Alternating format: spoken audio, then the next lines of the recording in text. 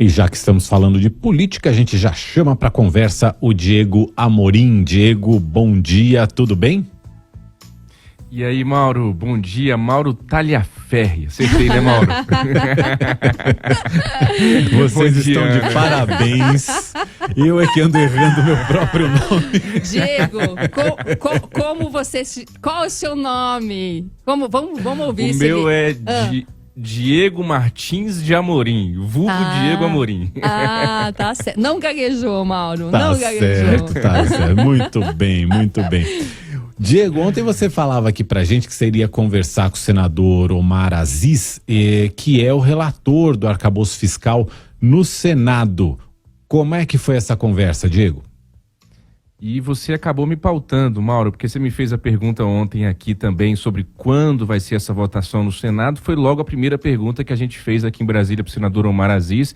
Ele cumpriu a promessa e deu entrevista para a gente. Eu estava um pouco receoso, porque político é assim, diz que vai, às vezes acontece alguma coisa, não acontece. Inclusive nada, pode acontecer tudo, inclusive nada, né? E ele deu uma entrevista pra gente por telefone aqui em Brasília, pra mim, pra Ariane Bittencourt, e eu comecei perguntando a ele: senador, quando é que vai votar aí esse arcabouço fiscal que já passou na Câmara e agora está lá no Senado? Vamos ouvir a resposta do senador Omar Aziz, do PSD do Amazonas. Eu pretendo, numa terça-feira que vem, apresentar na Comissão de Assuntos Econômicos o relatório. Espero votar na terça. Se alguém não pedir vista, se pedir, eu peço ao presidente que faça uma reunião extraordinária e logo em seguida levar para o plenário. Mas volto a repetir, tudo isso antes de eu levar, eu quero sentar com o presidente Arthur Lira, com o presidente Rodrigo Pacheco, com o Cajado, respeitando as emendas que os senadores estão fazendo. Tem mais de 30 emendas já, algumas flexibilizam, outras elas tornam mais rígidas as regras fiscais, e é isso que eu penso fazer.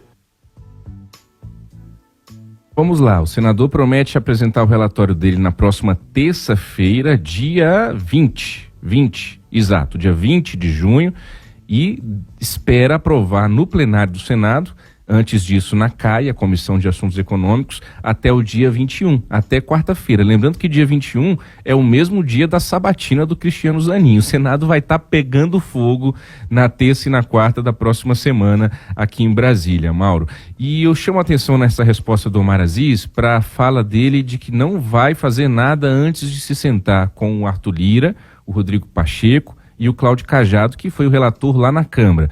Por que ele diz isso? Porque se o Senado mexer no texto, salvo algumas exceções, se for retirada de texto, mas se mexer no texto, vai ter que voltar para a Câmara. E aí eles não querem ficar esse lenga-lenga de vai para o Senado, vai para a Câmara, vai para a Câmara, vai para o Senado. Eles querem fazer um acordo aí para que tudo que for mexido no Senado seja de comum acordo na Câmara, para que, se precisar voltar, os deputados façam essa aprovação já a toque de caixa. Eu perguntei, Mauro, também ao senador Omar Aziz, aquela história que eu comentei aqui ontem. Senador, não tem aí uma disputa velada de poder com a Câmara histórica?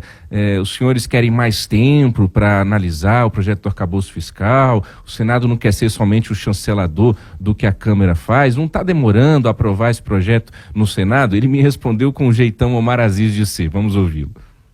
Você tem uma semana que chegou esse arcabouço. Eu chego na sexta-feira retrasada, então uma semana. Você não quer que eu faça um relatório hoje e bote para votar amanhã. Você quer respeitar as emendas dos senadores, a discussão.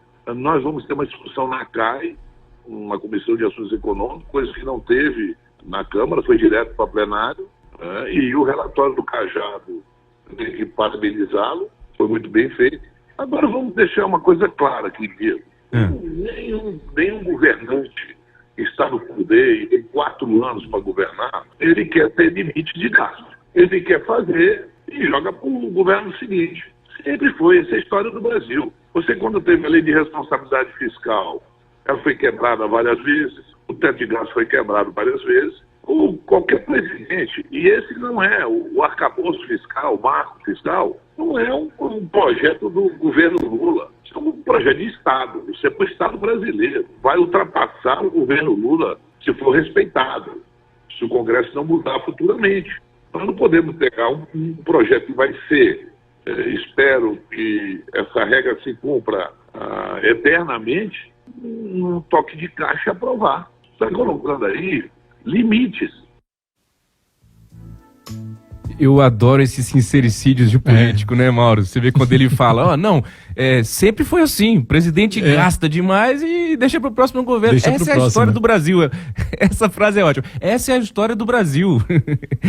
E o senador tá certo, não tá errado. Aí depois ele diz que torce para que o novo arcabouço fiscal seja cumprido. Se for cumprido, então, pela lógica do senador Omar Aziz, vai ser a primeira vez na história que um presidente parece o Mandetta nas coletivas da pandemia, né?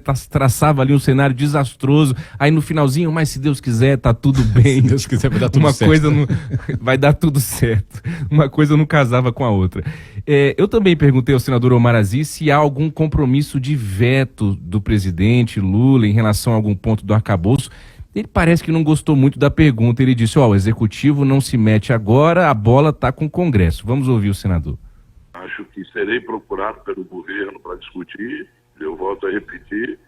Primeiro, essa discussão está dentro do Congresso Nacional, também sem a discussão do governo ingerindo sobre as emendas ou as discussões nossas aqui. Tá? Você tem poderes independentes. A partir do momento que a gente aprova aqui, se o presidente ou a equipe do presidente achar que tem que vetar algum item, isso será uma decisão do Executivo. Tá aí, então ele disse, não mexe com a gente aqui ainda não, deixa a gente votar aqui o projeto do arcabouço, depois o presidente faz o que quiser quando for aprovado. E para concluir rapidinho, Mauro, uma sonorinha curta, uma declaração rápida do senador Omar Aziz sobre o Fundo Constitucional, que é aquele dinheiro público da União, do recurso de governo federal, que o Distrito Federal aqui, o GDF, o governo local, tem direito para usar com saúde, educação e segurança, historicamente. E o senador Omar Aziz fez uma defesa desse fundo constitucional, hein? Esse assunto foi enfiado ali como um jabuti na Câmara no projeto do arcabouço. O senador Omar Aziz saiu em defesa do fundo constitucional do DF. Vamos ouvi-lo. Brasília foi construída por brasileiros, inclusive baianos, cearenses, maranhenses, amazonenses. Brasília tem esse diferencial por ser a capital do Brasil. Então, aqui estão as embaixadas, aqui tem serviços que outros estados não são obrigados a oferecer. Essa questão é que é mais importante. Não é quanto vai perder ou quanto vai ganhar. A questão é abrir o precedente. Tá aí, então, esses foram os principais destaques da entrevista que o senador Omar Aziz concedeu ontem aqui à Nova Brasil FM em Brasília, Mauro, a mim e à repórter Ariane Bittencourt. Em uma frase... Diego, você acha que vota mesmo o arcabouço na semana que vem com tudo isso? Difícil, viu? Ele tá animado e parece que quer votar. Agora, veja, se não votar semana que vem, fica mais complicado, porque aí já tem recesso parlamentar, tem os festejos juninos que eu comentei ontem aqui na coluna, a não ser que seja o seguinte, não vota na quarta que vem, mas já deixa votado uma data certeira ali na quinta ou no mais tardar na terça da outra semana. Isso pode acontecer. Pelo jeito, ele já tá, quando ele fala assim, vou me sentar com o Lira, com o Cajado e com o Pacheco, cá entre nós, Mauro, é claro que ele já conversou com o Lira, com o Cajado e com o Pacheco. Essa reunião já aconteceu, se não formalmente, telefones já rolaram desde antes dele ser escolhido relator no Senado, né? É então, o famoso grupo do WhatsApp, né? O grupo do Zap já tá rolando, né? É isso aí. E vamos ver qual vai ser a energia que o Congresso vai gastar também com essa sabatina semana que vem, né? Exato. As sabatinas, elas viraram como dizer, sessões de confirmação dos indicados ao STF. Não são mais sabatinas, né? Não, se você pegar no dicionário o conceito de sabatina é outra coisa. Então vamos ver qual a energia que o Senado vai gastar com essa sabatina. Vai que a sabatina do Zanin vai ser rápida? Acho pouco provável. E aí eles conseguem aprovar também esse arcabouço semana que vem. Vamos conferir. Vamos ver. E vamos chamar o João Gabriel de Lima para conversa também, para o nosso grupo de Zap aqui do Conexão Nova Manhã. Vamos lá. Boa. Nova Manhã. Jogo da Política, com João Gabriel de Lima. Bom dia, João Gabriel de Lima. João Gabriel de Lima é colunista do Estadão, escritor, professor da FAP, nosso colunista aqui no Nova Manhã. Tudo bem, João? Bom dia para você. Bom dia, tudo bom? Bom dia, Mauro. Bom dia, Diogo. Bom dia, Ana. João, hoje nós vamos falar sobre o programa do presidente Lula, a comunicação dos governantes com seus eleitores. O presidente Lula ontem inaugurou uma live, né? O Bolsonaro fazia isso toda semana. Acho que agora tem a live do Lula também. Diga lá, João. Pois é, eu queria destacar uma coisa lá. Primeiro, não é uma coisa nova, né? O primeiro presidente da democracia brasileira tinha um programa de rádio. Naquela época não tinha live, né? Ele tinha conversa ao pé do rádio. A gente teve as famosas lives do Bolsonaro, agora a live do Lula. Tanto o Lula como o Bolsonaro, eles têm uma coisa em comum, o que é o fato de serem políticos e presidentes da República que gostam de se apresentar de forma informal para os eleitores, né? Conversar, uma conversa mais informal. O interessante é comparar um pouco os estilos do Bolsonaro e do Lula e a gente responder a seguinte pergunta, né? Até que ponto significa que os presidentes estão prestando conta para os eleitores, né? Então, acho que a comparação, a coisa mais interessante para a gente comparar em relação ao Bolsonaro e ao Lula, é que, no caso do Bolsonaro, como até foi escrito recentemente numa tese acadêmica sobre o Bolsonaro, que acaba de sair, uma tese que acabou de ser defendida na UERJ, orientada pelo professor Fabiano Santos e escrita pelo Thomas Trauman, que é consultor e jornalista do mercado financeiro, né? Ele analisa um pouco as lives do Bolsonaro ali e ele mostra que o Bolsonaro ele se dirige principalmente ou quase exclusivamente aos seus próprios eleitores, né?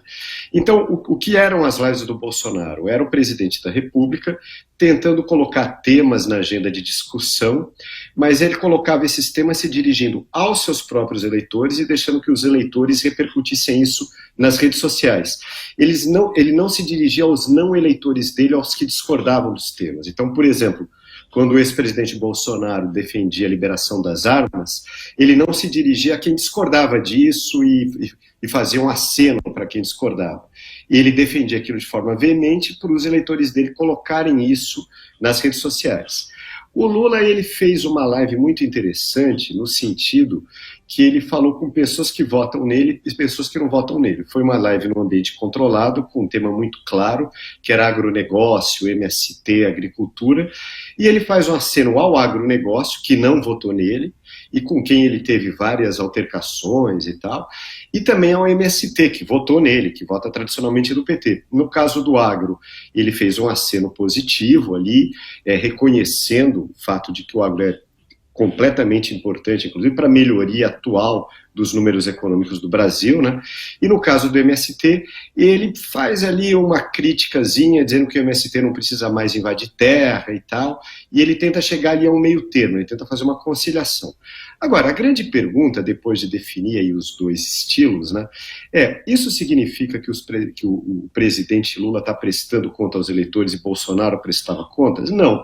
Uma live no ambiente controlado não é uma prestação de contas. Aqui em Portugal, onde eu moro, cito sempre Portugal, né, e o Mauro deve lembrar disso, tem uma palavra muito bonita para falar da imprensa, que é comunicação social.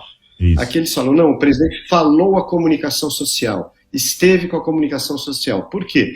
Porque o presidente presta contas quando ele está fora do ambiente controlado. Quando tem ali um jornalista que não é amigo do presidente, que não faz parte do sistema de comunicação do presidente e que faz as perguntas difíceis. E o bom governante é aquele governante que sabe responder as perguntas difíceis, mesmo que às vezes fique meio irritado, né, como o Diogo falou aí do Omar Aziz, né, mas responde bem as perguntas, ele vai lá, ele é contestado, ele fala, não é bem assim, ou é bem assim e tal. Então, a prestação de contas ela é feita na comunicação social. O presidente que presta conta para o seu eleitor é aquele que dá muita entrevista. Não à toa, os presidentes democráticos e democratas, aqui em Portugal, a gente tem o Marcelo Costa, dão muita entrevista para a comunicação social. Lula e Fernando Henrique davam muita entrevista para a comunicação social. Em Portugal, aqui, quem não dá entrevista é o André Ventura, que é a extrema-direita, como é o Santiago Abascal na Espanha. Então, o meu ponto é esse.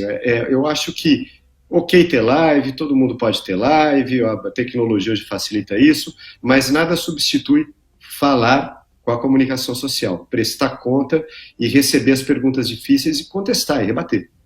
Me parece, João e Diego, a questão das lives, né, e dessa fala em ambientes controlados tá muito ligada a uma estratégia de comunicação, né? Que, aliás, vamos combinar que o Bolsonaro fazia muito bem. E ele e o núcleo ali que cuidava dessa estratégia.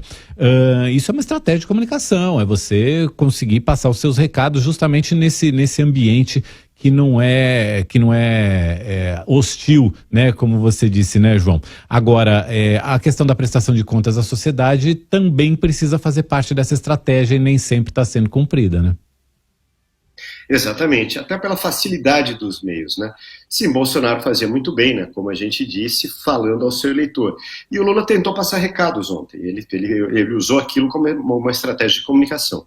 Mas eu não diria, ambiente hostil, embora faça parte de uma entrevista, você às vezes encostar o entrevistado na parede, mas eu diria ambiente democrático. É um ambiente onde a discussão é livre, onde o jornalista pergunta o que quiser, e o presidente está ali, e o jornalista ele é de uma certa maneira o representante ali dos eleitores e tal, tirando as dúvidas, até porque ele tem a audiência dele, né? E ali esse é um ambiente democrático. Uma live controlada não é aquele ambiente democrático da comunicação social. E o Professor Diego... João... Diga. Perdão, Mauro. Não, eu ia dizer o seguinte, para mim essas lives são o cercadinho do Lula, né? Tinha lá o cercadinho do Bolsonaro na saída do Alvorada, só acabou depois que o Fábio Faria entrou no governo, no Ministério das Comunicações, e pediu para o Lula parar de falar ali em frente. Mas o cercadinho é o quê? No meu conceito aqui de cercadinho, professor, se o senhor me permite, é esse lugar onde não se é incomodado e onde se fala para os convertidos, né? Isso faz parte da política. O alerta vai se acender de fato, porque o Lula ele é um presidente, uma pessoa pública sempre muito acessível à imprensa. Sempre falou, sempre para, quando o jornalista chama, ele faz lá as brincadeiras dele, fala do Corinthians, né, fala de futebol. O Bolsonaro não, o Bolsonaro tinha ojeriza à imprensa e fazia as lives. Agora, se as lives do Lula passam a ocupar o lugar de coletivas e tiram essa acessibilidade que o presidente tem hoje à imprensa, aí me preocuparia, me acenderia um alerta. Agora, eu também chamaria atenção, professor, a diferença, né? O Bolsonaro, as lives dele era com aquela camisa do Palmeiras manchada, a caneta Bic, o pão com leite condensado em cima de uma mesa tosca, num cenário propositalmente tosco. E o Lula veio com essa coisa mais engomadinha, lembrou até o Café com o Presidente, né, que tinha segundas-feiras dentro do sistema da EBC ali, e mesmo sendo um ambiente mais montadinho do Lula, ele soltou uma frase que eu queria chamar a atenção para vocês, que eu acho que ninguém percebeu. Ontem ele falou na live assim, por isso que lives são importantes às vezes também. Ele soltou a seguinte frase, não precisa mais invadir terra, ele estava falando do MST, né? Primeira vez que o Lula usou o verbo invadir e não ocupar, Mauro. Até o ministro Paulo Teixeira ontem aqui na Nova Brasil, quando você perguntou de invasões, ele falou de ocupações. Né? E ontem o próprio presidente Lula falou em invadir. Né? Então a live, às vezes, professor, mesmo não sendo tão tosca como a do Bolsonaro, faz com que o Lula acabe falando coisas que, enfim, num momento de coletiva, né, formal, isso não saia. Muito interessante, muito precisa a tua observação. Porque na cartilha do PT a palavra ocupação era muito importante. Desde lá atrás, quando já havia invasões de terra, né, o PT chamava as invasões de ocupação. Era uma maneira de dizer que aquilo fazia parte ali da convivência democrática e tal. E o próprio Lula usou uma palavra que o PT não usa. Isso é bastante interessante. E só mais uma coisa, quando o Bolsonaro usa a camisa do Palmeiras meio suja e tal, toma iogurte, derrama iogurte na toalha, aquela coisa toda, isso é estratégia de comunicação também, né? Ele está comunicando uma coisa. Sim. Ele está chegando e dizendo, olha, eu sou igual a você. Eu também uso camisa de futebol, eu também comi esse iogurte aqui no café da manhã e tal. E o Lula, nesse sentido, ele teve uma postura mais presidencial mesmo. Claro, descontraída, né? Não estava de terno, gravata, etc. Mas ele teve uma postura mais presidencial, uma postura ali de falar com todo mundo e falar com vários segmentos da sociedade e com uma roupa um pouco mais de presidente. Presidente no momento informal, mas presidente. Mas sempre bom alertar para o nosso ouvinte, para nosso ouvinte, para que eles fiquem atentos e atentas que tudo isso é uma estratégia, né? Tudo é comunicação, tudo isso é uma estratégia, faz parte da política, da estratégia da política. Então, assim, perceba por esse filtro e observe, né, quais são as estratégias, quais são os componentes dessa estratégia, para você não ficar só no discurso, naquilo que eles estão tentando pautar a comunicação social, né, como disse o João, e a opinião pública também. João, obrigado por hoje. Eu que agradeço. Até semana que vem. Até semana que vem. E, Diego, rapidamente, eu acho que o presidente Lula, ele ouviu a gente aqui na Nova Brasil ontem, né? Porque você agora acabou de mencionar a entrevista que a gente fez com o ministro Paulo Teixeira, do Desenvolvimento Agrário. O presidente Lula, nessa live, ele disse que pediu ao ministro Paulo Teixeira um levantamento de todas as terras ociosas no país que possam ser destinadas à reforma agrária. Ontem, nessa estreia aí da live, conversa com o presidente, né? Lula acrescentou que não é preciso invasão de terra, barulho, nem guerra. Olha, se quem faz o levantamento da terra improdutível é o INCRA, ou o INCRA que comunica o governo quais são as propriedades improdutivas que existem em cada estado brasileiro, e a partir daí nós vamos discutir a ocupação dessa terra. Sim. É simples. Sim. Não precisa ter barulho, não precisa ter guerra. O que precisa ter é competência e capacidade de articulação. Pois é, e mais cedo o ministro Paulo Teixeira tinha dado entrevista aqui pra gente, esteve lá no estúdio lá de Brasília e falou sobre esse assunto, né, Diego? Exatamente, Mauro. Ele disse aqui pra gente ontem que as invasões de terra ocorridas em abril representam uma jornada de lutas relacionada apenas ao chamado Abril Vermelho, né? Ele quis deixar claro ali que esses movimentos, esses atos, como ele chamou, estariam concentrados somente no mês de abril. É uma torcida também, né? Mais do que uma informação, eu senti um pouco de torcida ali do ministro, mas é claro que há uma interlocução com o MST, ele deve ter essa informação. Vamos relembrar o que nos disse o ministro ontem. A nossa relação com o MST, que sempre foi muito boa, é uma relação de dizer o seguinte: vocês têm as portas do Ministério abertas. Houve uma série de ocupações no mês de abril, que eles chamam de Abril Vermelho, em função da morte de 19 trabalhadores rurais em Eldorado, Carajás, né? Então eu acredito que seja um fenômeno para abril. Então, durante esse ano agora, as políticas que o Ministério proporá, que o governo proporá, são políticas que eu acho que atenderá ao conjunto da sociedade brasileira.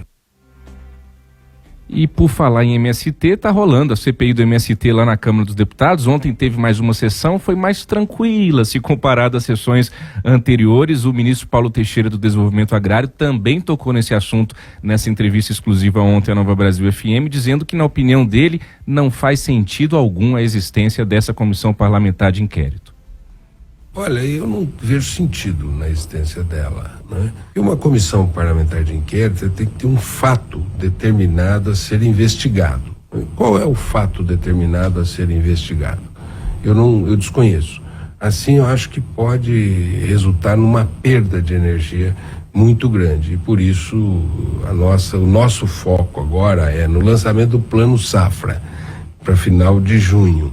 O nosso foco agora é no lançamento de um plano de produção de equipamentos, chamado Mais Alimentos. Eu acho que nós não podemos dissipar energia num país com tantas necessidades e tão prementes. Esse o ministro do Desenvolvimento Agrário, Paulo Teixeira, na entrevista que ele deu ontem aqui ao Nova Manhã. Diego, ele inclusive falou desse Plano Safra, dizendo aí que deve ser lançado agora no final do mês e que deve ser o maior da história, né? Em volume de dinheiro, né? Exatamente, liberação de crédito, né? Vamos ver a data. Eu perguntei para ele no finalzinho da entrevista qual era a data. Ele disse que estava negociando com parlamentares porque tem os festejos juninos e o pessoal não quer deixar de ir para a Anarie lá no Nordeste, Mauro. Muito bom. Diego, obrigado por hoje, já estamos aqui em cima da hora, são 7h29, não há tempo para mais nada, a não ser para te dar um bom dia, Diego, até amanhã. Bom dia, Mauro, Ana, ouvintes, até amanhã. Até amanhã. E um bom dia especial também